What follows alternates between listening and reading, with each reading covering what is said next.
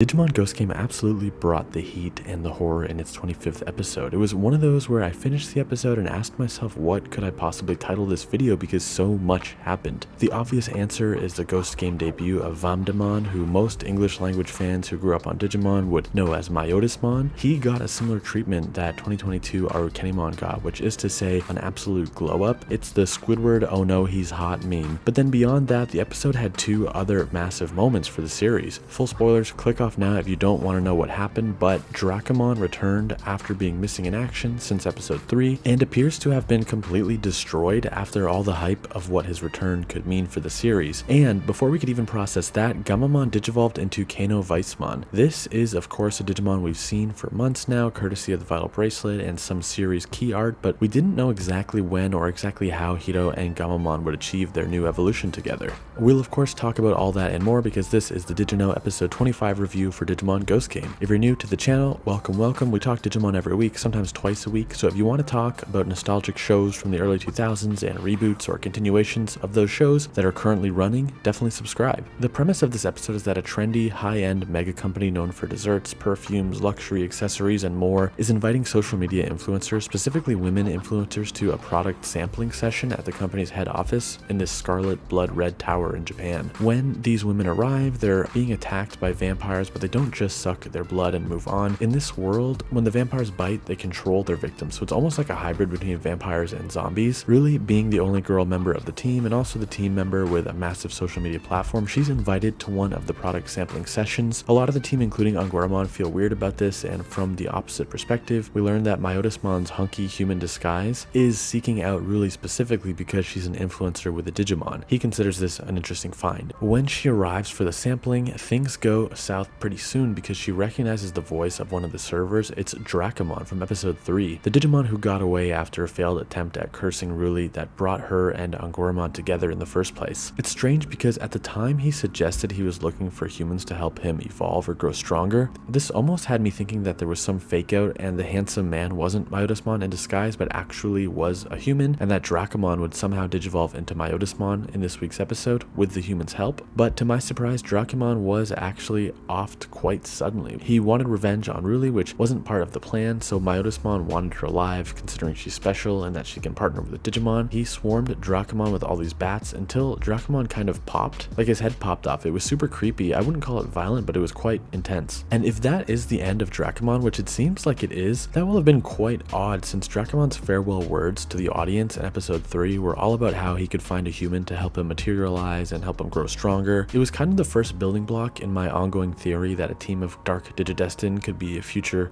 plotline, with evil Digimon taking advantage of weak-minded or insecure humans to basically harvest the power that a bond between Digimon and human gives to the Digimon. But now Dracumon's gone, so I guess that's not a thing? Let me know what you think about the sudden demise of Dracumon in the comments for sure. The episode still hasn't reached its climax though, which feels unreal, and we'll talk about the second half in just a second, but before that, the sponsor of today's video wanted to say hello. Buyee is an amazing service for anime and game fans living outside of Japan looking to get their hands on Japan exclusive merch. They're a proxy shipping service, which means you can sign up, tell them your address, then you shop on Japanese retailers like Rakuten, Amazon JP, the Yahoo auction site, and when you found your dream item, maybe you're like me, you want a Digivice Vital Bracelet or a Wargreymon figure or something like that, you tell them you want to buy it and essentially they purchase it on your behalf and send it to you wherever you are. When you sign up for Buyee for the first time using the Digino's link in the video description, you're going to get a 2,000 yen coupon, roughly $20 US off your first order. Thank you to Buyee for sponsoring the video. I used Buyee for my Digivice Vital Bracelet, just like what they wear in the show, and it's legitimately one of my favorite Digimon products, maybe ever. So check them out for sure, and let me know what you order by tweeting me a picture at the Digino. Now back to the episode. We learn a bit more about what Myotismon wants, namely that he has been increasing vampire numbers to become the ruler of all humans, believing vampires to be superior. He thinks that humans who can partner with Digimon would be great soldiers to have on his side, basically, and so he wants to test Ruli and her friends, who he realizes are probably camped outside waiting in case something goes wrong inside. He wants to learn if they have the qualifications to join him.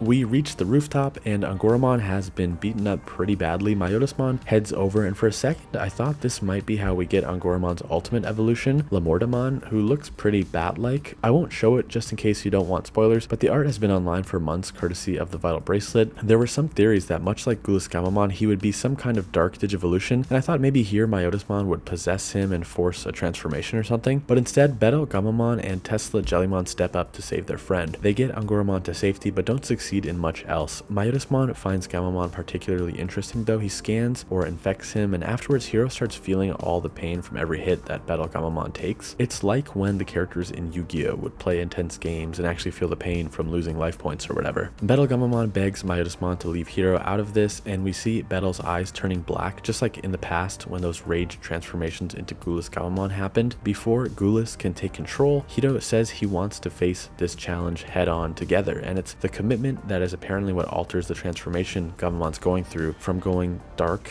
and turning into Ghoulless Gammamon to turning very light into the very glorious Canoweissmon. This form obviously looks great, and so does the evolution animation. There are new angles featuring Hiro and Betelgammamon that look excellent, though they beg the question, will we only ever see Kano coming from Betel, or will they redo the animation if Kaus or Wezen led into Kano? He takes on Myotismon and wins, though it's not mega clear if Myotismon is fully destroyed. It wasn't as clear cut as like when Dracumon popped earlier in the episode. That felt like the end, whereas this was more ambiguous. We do see though for sure that Vamdemon gets away. He seemed like a subordinate to Myotismon at first, but after this fight I'm not so sure. He seemed disappointed that Myotismon lost, but not scared of our team, as if he was Myotismon's superior actually. Very interesting setup there, but I don't feel like theorizing in light of how Dracumon went out after all of our theorizing about what was coming for that character. But at any rate, another great episode of Ghost Game that reimagined old Digimon villains with a new horrifying twist. The return and demise of a character from the earliest episodes of the show, and the first ultimate evolution in Digimon Ghost Game happened right here. I had very little issue with this episode other than seeing Dracumon seemingly destroyed after being teed up for something greater, and I don't think that was just us in our imaginations or me fan theorizing out of control. The show constantly cut to Dracumon in almost every episode when the narrator was explaining the rules of hologram ghosts and Digimon and whatnot, so that was a weird one. I am very conscious of not theorizing and then somehow getting mad when my theories don't come true. I'm usually not that guy, but I was a little surprised that what happened to Dracumon happened. Let me know what you thought of this one. Leave a comment, subscribe if you haven't. My favorite part of Sundays is reading these comments and joining in on the discussion, so definitely don't be shy. Thanks for watching, have a great week, and I'll see you in the next video.